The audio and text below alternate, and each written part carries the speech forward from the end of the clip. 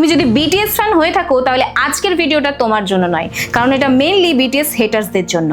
আমি চ্যালেঞ্জ দিয়ে বলছি যে এই ভিডিওটা শেষ পর্যন্ত দেখার পর তুমি যদি বিটিএস ফ্যান নাও হয়ে থাকো, কিন্তু তাদেরকে নিয়ে তোমাদের চিন্তাধারা বদলে যাবে। তোমরা যারা বিটিএস কে শুধুমাত্র মেয়েদের মতো মেকআপ করা গায়ক বা ছাপড়ি ব্যান্ড বলে হাসাহাসি করো, তারা হয়তো জানো না যে বিটিএস গত 10 বছর ধরে বিশ্বের সবচেয়ে বড় ইনভিজিবল মেন্টাল হেলথ ক্লিনিক চালাচ্ছে। 7 জন কোরিয়ান যুবক কিভাবে কোটি কোটি মানুষের জীবন ছুঁয়ে যাচ্ছে। আজ আমরা কোনো ফ্যান থিওরি নয়, বরং গেন্ট ইউনিভার্সিটির রিসার্চ এবং কার্ল জুংয়ের সাইকোলজি দিয়ে এই মানসিক বিপ্লবের আসল সত্যটা দেখব। জেনজি ইতিহাসের সবচেয়ে বেশি ডিপ্রেস জেনারেশন এবং তরুণদের মধ্যে একটা বড় অংশ পরিবার থেকে দূরে শুধুমাত্র ফোন স্ক্রল করেই দিন কাটাচ্ছে।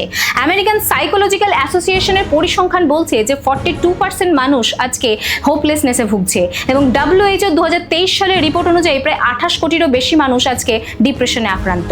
আর এখানে বিটিএস কাজ শুরু করে। যেখানে অন্যান্য পপস্টাররা শুধুমাত্র ব্রেকআপ আর ড্রাগস নিয়ে গান লিখছে, সেখানে বিটিএস লিখছে সোশ্যাল অ্যাংজাইটি এবং স্কুল বুলিং নিয়ে। তাদের ওয়েলিয়ান 52 গানটি শোনো, যেটা একটা একাকী তিমির গল্প যার আর্তনাদ কেউ শোনে না, এবং আজকে জেনজি এই একাকিত্বের সাথেই রিলেট করতে পারে। আর এখানেই লুকিয়ে আছে আসল সায়েন্স। ডক্টর অ্যারেন বালিকের মতে বিটিএস তাদের গানে ইয়ংগিয়ান সাইকোলজি ব্যবহার করে। তাদের ম্যাপ অফ দ্য সোল অ্যালবামটি পুরোপুরি সুইস মনোবিজ্ঞানী কার্ল জুংয়ের তত্ত্বের উপর ভিত্তি করে। তারা মানুষের মনের অন্ধকার দিক বা শ্যাডো নিয়ে কথা বলে, যেটা আমরা লুকিয়ে রাখি। মেম্বার সুগা যখন তার ডিপ্রেশন এবং সুইসাইডাল থট নিয়ে কথা বলেন, তখন ফ্যানরা দেখে যে তাদের আইডলও সে একই লড়াইয়ের মধ্য দিয়ে যাচ্ছে।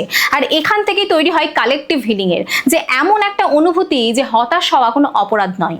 এবার বিটিএস সম্পর্কে কিছু জ ড্রপিং ডেটা দেখো। 2017 সালে ইউনিসেফের সাথে তাদের লাভ মাইসেলফ ক্যাম্পেইনটি 155টি দেশে প্রায় 10 কোটিরও বেশি মানুষকে প্রভাবিত করেছে এবং চাইল্ড প্রোটেকশন ফান্ডে প্রায় 15% পর্যন্ত কন্ট্রিবিউশন দিয়েছে। মেম্বার সুগা অটিজম আক্রান্ত শিশুদের জন্য মিউজিক থেরাপি প্রোগ্রাম চালাচ্ছেন এবং রিসেন্টলি অটিস্টিক শিশুদের হসপিটালে প্রায় $5 বিলিয়ন ডোনেশন দিয়েছেন। আর তাদের ফ্যান বেস আর্মি, এটা শুধুমাত্র ফ্যান ক্লাব নয়, এটা একটা গ্লোবাল পিয়ার সাপোর্ট ইকোসিস্টেম, যেখানে লাখ লাখ তরুণ তরুণী একে অপরের পাশে দাঁড়ায়। এবং ল্যাফেনের স্টাডি বলছে যে এই কমিউনিটির অংশ হলে আত্মহত্যা করার প্রবণতা উল্লেখযোগ্যভাবে কমে। জার্নাল লা সোশিয়াল 2024 গবেষণা অনুযায়ী নিয়মিত বিটিএস শোনা মানুষের মেন্টাল ওয়েলবিং 2.9% পর্যন্ত বাড়ে, যা কোটি মানুষের মধ্যে একটা বিশাল পরিবর্তন। এবং সবশেষে একটা প্রশ্নই জাগে, আমরা কি তবে ব্যর্থ সমাজ? তাহলে কেন আজকের প্রজন্ম হাজার মাইল দূরে কয়েকজন গায়কের গানে জীবনের মানে খুঁজছে?